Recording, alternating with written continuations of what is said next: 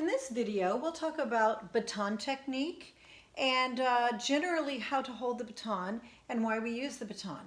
So what are some reasons as conductors we will choose to use baton?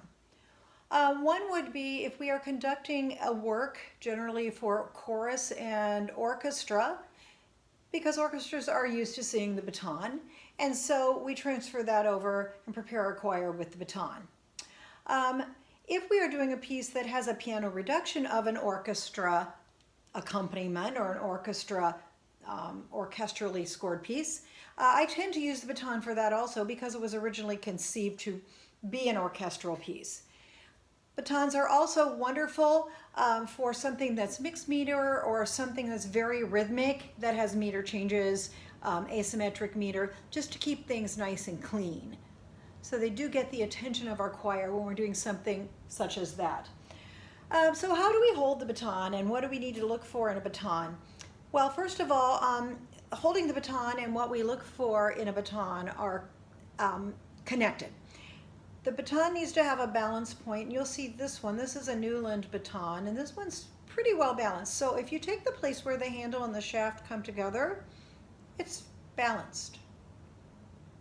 You will find some that balance with much too heavy of a handle, and so you really can't balance it.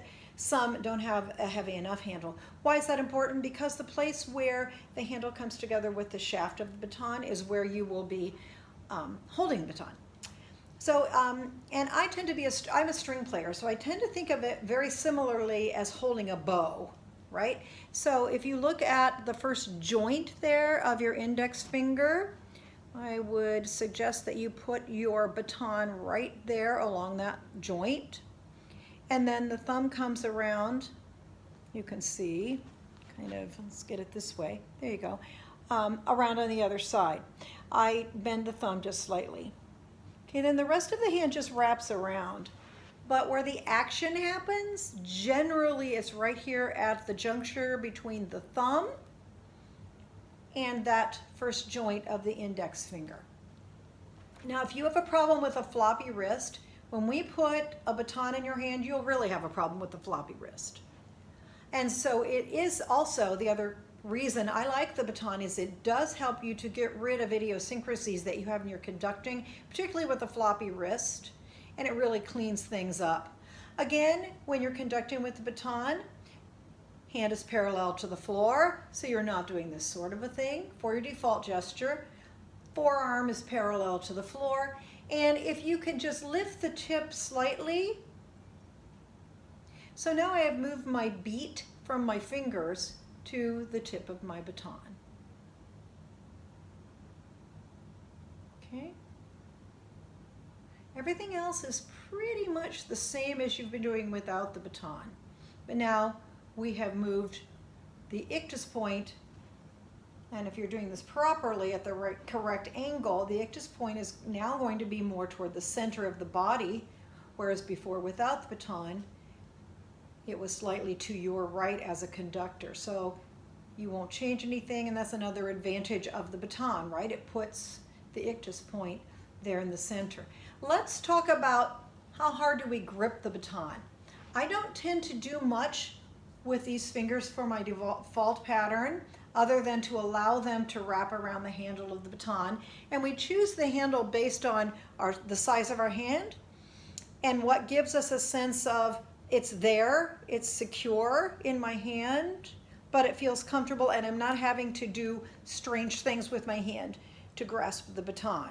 So I just allow those other fingers to kind of curve around.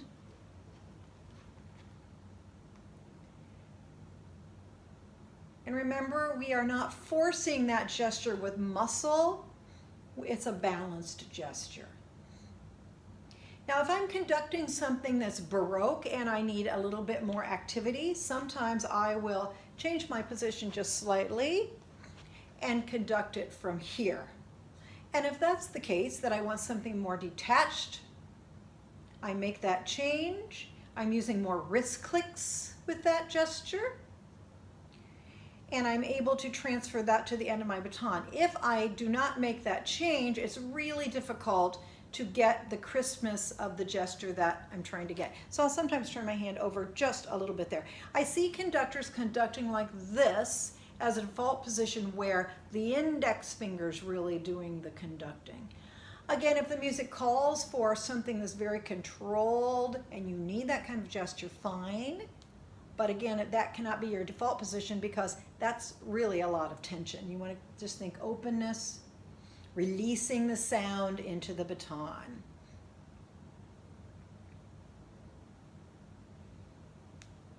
If I'm doing a marcato gesture and it's a little bit heavier,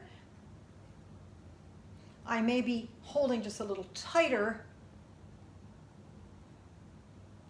If I'm doing something that's very legato, I actually will barely hold on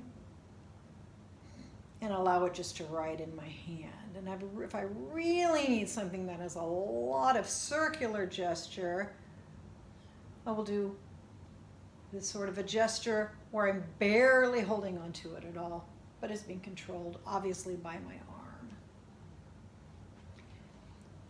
So enjoy your baton. It is a tool of the trade that you need. Consider investing in a fine baton. It will serve you well, and it will tend to augment the experience for you and for your choirs and give them an opportunity to get used to following a conductor who conducts with or without a baton.